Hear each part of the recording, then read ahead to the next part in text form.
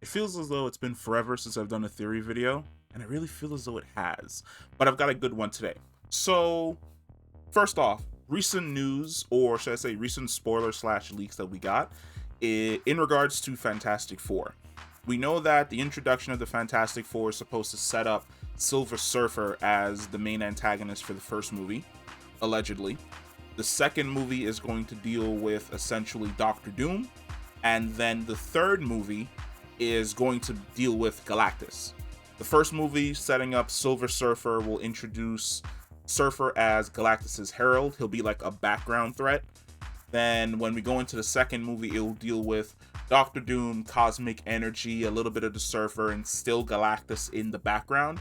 And then the third movie, Galactus comes to the forefront as the major villain for the Fantastic Four and for the MCU characters on Earth. Here's the thing.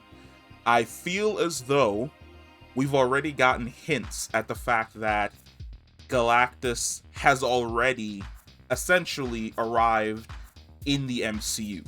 And where he arrived, I believe, is in the Eternals. Now, in the Eternals, and we're going to switch over to a little bit of browser view action, we get a explanation of the ordering of the cosmos, where the Celestials say that essentially a new Celestial is born from a world, then that Celestial takes the energy from the world, uses the celestial energy of the cosmos, and then creates new life on new worlds, and then seeds other worlds. And Arishem essentially explains this to Cersei when she's finally able to connect with him and speak with him. Now, the very first time that we see Arishem, look at him.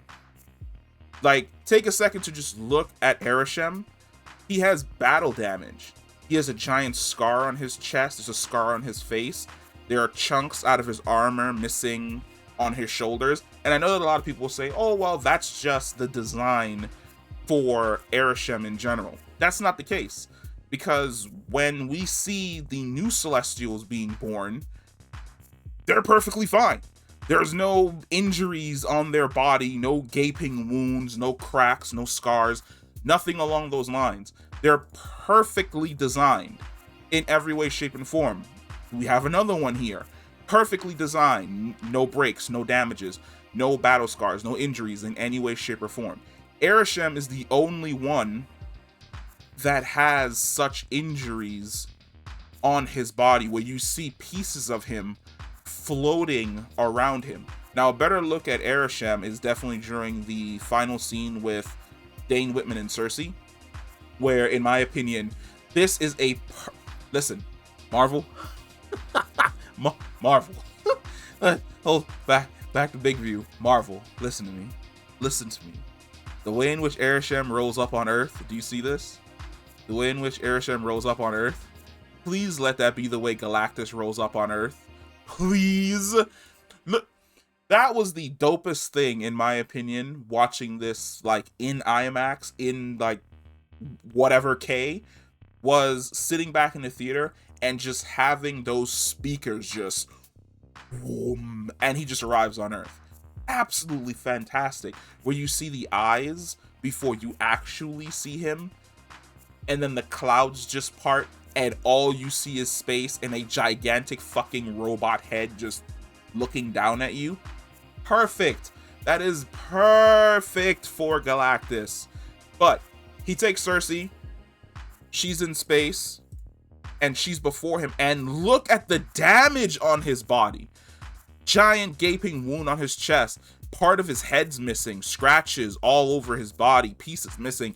You even have pieces here just floating around him. Arishem fought someone. He fought someone that was a big enough threat that he essentially barely survived. And the only person that I can see being a big enough threat to essentially threaten as a Celestial is a being whose entire existence is on the opposite side of the scale. If the Celestials exist to seed life and create life and essentially expand the growth of the universe, Galactus is on the opposite side. He consumes worlds that have celestial seeds inside of them. because he eats celestial energy. He uses his herald to go out and essentially find these worlds for him so that he can arrive and he can consume them. And it makes the most sense that essentially Arishem showed up with other celestials and attempted to stop Galactus from consuming worlds. And this is where another thing can actually factor in, which is Nowhere. Because we know that Nowhere is the head of a essentially decapitated celestial, but it's never explained in the MCU what exactly decapitated the celestial. It would make the most sense that there was a gigantic war between the Celestials and Galactus, and essentially Galactus decapitated a Celestial. That Celestial's head ended up becoming Nowhere inside of the MCU. Arishem was badly damaged. The Celestials retreated away from Galactus, and they created a new order using the Eternals to find new worlds for them to put essentially seeds into, so that they can create new Celestials away from Galactus that he wasn't consuming. But that's my mad brain theory. I think that if we're definitely going to be getting Galactus in the Fantastic Four films, where they're going to be taking the place of the Captain America films as the core story movers for the MCU, that it makes the most sense that we're going to start getting information along the lines of Celestials versus Galactus in the MCU leading into the Fantastic Four versus Galactus. Because if they're sticking with typical Fantastic Four lore, then it should be celestial energy that bombards them, that changes them into essentially the Fantastic Four. But we'll see. That's my theory. If you agree, comment down below.